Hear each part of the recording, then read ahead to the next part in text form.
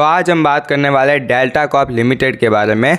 और आज इसके बारे में बात करना ज़रूरी है बिकॉज ये शेयर आज 20% डाउन लोअर सर्किट पे क्लोज हुआ है। अब आज ये लोअर सर्किट पे क्यों क्लोज हुआ वो तो जानेंगे ही, लेकिन उससे पहले हमें थोड़ा पिछले टाइम में जानने की ज़रूरत है। जब लास्ट मंथ हमें गवर्नमेंट की तरफ से नोटिस देखने को मिला था कि अब जितनी भी ऑनलाइन गेमिंग कंपनीज़ है जो कि बैटिंग वगैरह करवाती है, कसिनोज चलवाती है, वहाँ पर जो है 28% GST लगने वाला है। और उसी न्यूज़ के चलते उस टाइम भी डेल्टा कॉर्प का जो शेयर है वो 28% डाउन आ गया था सिंगल डे में। तो वहाँ पे भाई काफ़ी लोगों ने बाइंग करी होगी और काफ़ी लोगों ने इस शेयर में अपनी पोजीशन बनाई है और मैं भी उनमें से एक व्यक्ति हूँ। अब इसी सेम इंडस्ट्री में एक और कंपनी है नज़ारा टेक्नोलॉजीज़, लेकिन उस पर इतना इम्पैक्ट नहीं आया। वो 7-8% डाउन आई थी उस टाइम और फिर वहाँ से रिकवर करके अब तो वो काफ़ी ऊपर भी निकल चुकी है। लेकिन डेल्टा कॉर्प ने भी यहाँ पे रिकवर करने की कोशिश करी थी, लेकिन वे फर्दर डाउनफॉल हमें देखने को मिला। फिर थोड़े दिन साइडवेज रही और फिर 2 दिन पहले इनकी न्यूज़ आती है GST नोटिस को लेके। और उसके बाद आज क्या हाल हुआ है ये तो हम सबको पता ही है। अब देखो एग्जैक्टली ये GST वाली चीज़ क्या है इसको समझते हैं।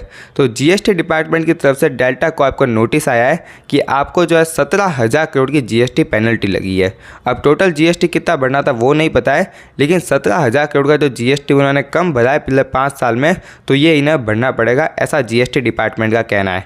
अब देखो GST डिपार्टमेंट तो कह सकते हैं उनकी मर्जी है, लेकिन ये चीज़ प्रैक्टिकली कैसे पॉसिबल है ये मेरी समझ के बाहर है। बिकॉज कंपनी की बैलेंस शीट का साइज़ है 2500 करोड़, 5 साल की सेल्स हुई है 3000 करोड़ और जो पूरी कंपनी वो है 4000 करोड़ की। तो यहाँ पे ये लोग पेनल्टी दे कैसे पाएंगे, ये पहली बात तो प्रैक्टिकली पॉसिबल नहीं है। और इतनी बड़ी पेनल्टी की फिगर आई कहाँ से ये समझना भी पॉसिबल नहीं है। तो भाई ये तो GST डिपार्टमेंट वाले ही जाने कि इन्होंने ये फिगर लाई कैसे, लेकिन हम GST डिपार्टमेंट पर क्वेश्चन नहीं कर रहे। वहाँ पर भी बिग अथॉरिटीज़ बैठी है, तो अगर उन्होंने नोटिस भेजा है तो कुछ सोच समझ के भेजा होगा, कुछ कैलकुलेशन साथ ही भेजा होगा। तो यहाँ पे गलती किसकी है, क्या कंपनी के मैनेजमेंट की या फिर GST डिपार्टमेंट की, वो हमें नहीं पता है। लेकिन इस रीज़न से इसका जो शेयर है उस पर काफ़ी बुरा इंपैक्ट पड़ा और 20% डाउन पे क्लोज हो चुका है। तो यही एक पर्टिकुलर रीज़न था इसका। अब देखो बात ये है कुल मिला के कि अभी जो है इस कंपनी की हालत बहुत बुरी चल रही है बिकॉज टैक्स की वजह से फंडामेंटली ये कंपनी डाउन आ चुकी है, क्योंकि मार्जिन ही कम हो जाएंगे। और अभी यहाँ पे जो इतने बड़े पहले 28% का लोअर सर्किट, फिर अभी 20% का लोअर सर्किट, तो लोगों की नज़र में भी इस कंपनी के जो टेक्निकल पॉइंट ऑफ व्यू से भी ये कंपनी डाउन जाती है। तो अब यहाँ पे किया क्या जाए। तो अगर आपके पास इसके शेयर्स है, ऑब्वियस सी बातें होंगे क्योंकि 28% डाउन आता है तो लोग ले भी लेते हैं। तो अगर ले रखे हैं 5 to 10% ही डाउन है तो यहाँ पे निकलना बेटर है।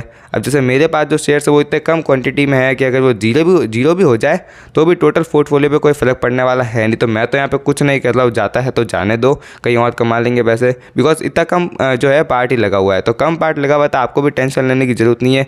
अब ज़्यादा लगा दिया तो फिर आपको एनालिसिस करने की ज़रूरत है कि आपने ज़्यादा लगाया क्यों था।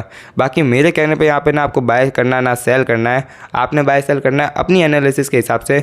मेरा काम था यहाँ पे चीज़ों को सिंपल तरीके से समझाना, वो मैंने समझा दिया है। तो अभी मेरा ओपिनियन यही रहेगा कि जब तक सारी सिचुएशन इस कंपनी में सही नहीं हो जाती है, इसमें कोई नई पोजीशन तो एटलीस्ट हमें नहीं बनानी चाहिए।